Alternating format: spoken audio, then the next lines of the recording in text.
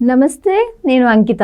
ఇప్పుడు చూస్తే game changer Ram Charan మూవీలో నుంచి ఒక సాంగ్ అయితే రిలీజ్ అయింది.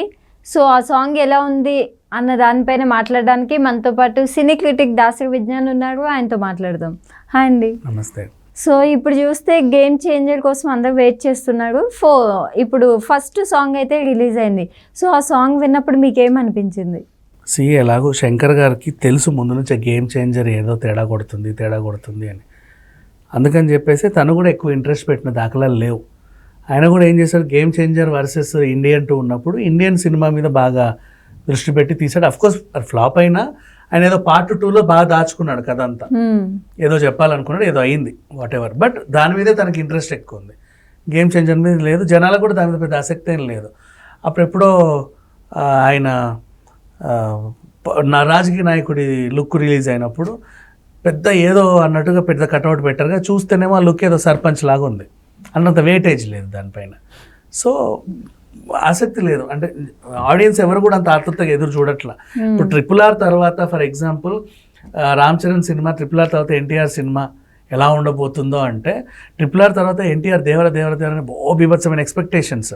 ఇప్పుడు అది నిలబెట్టుకుంది, సినిమా కూడా అలా నడుస్తూనే ఉంది. దాని గురించి ప్రీలీజ్ ఈవెంట్ జరగకపోయినా సరే ఆడియన్స్ హ్యాపీగానే ఉన్నారు. బట్ గేమ్ చేంజర్ విషయంలో ఏంటంటే వీళ్ళు సాంగ్స్ రిలీజ్ చేస్తూనే ఉన్నారు. మొన్న జరగండి అన్నారు, జరగండి అన్నారు ఆ సాంగ్ని కూడా. అది ఎప్పుడో జరిగిపోయింది. ఇప్పుడు వచ్చేసి ఏంటి దీంట్లో రా మచ్చా రా, సేమ్ మన విజయ్ సినిమాలో పాటలాగా ఉంది. యాజ్ యూజువల్గా దింపేశాడు తమన్. ఎట్లా ఉందంటే ఏదో రణగోణ ధ్వనిలాగా ఉంది.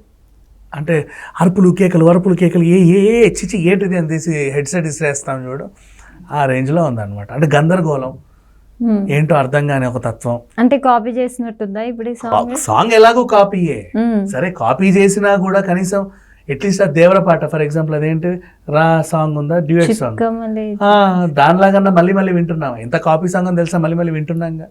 ఇదేంటంటే పెట్టుకున్న వెంటనే హెడ్సెట్ తీసి ఇసిరి పడేసేలా ఉంది. సో పెద్దగా ఏం లేదు, అంచనాలు కూడా తప్పింది. ఫస్ట్ జరగండి పాట ఎలాగైతే గందరగోళంగా ఉందో, ఇది కూడా అంతే గందరగోళంగా ఉంది.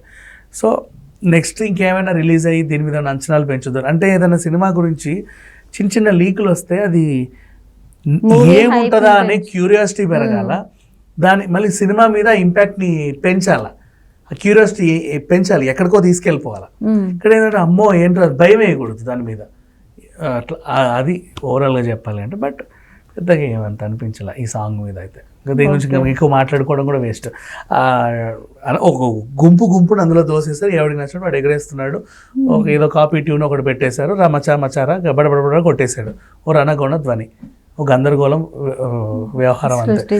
మళ్ళీ దీన్ని మీ మీదకి ఇప్పుడే వదలట్లేదు, September 30న మేము మొహం మీదకి వదులుతాము, జాగ్రత్త పడండి అని ముందే ఒక హింట్ ఇచ్చాడు. జాగ్రత్త పడండి. Okay, thank you.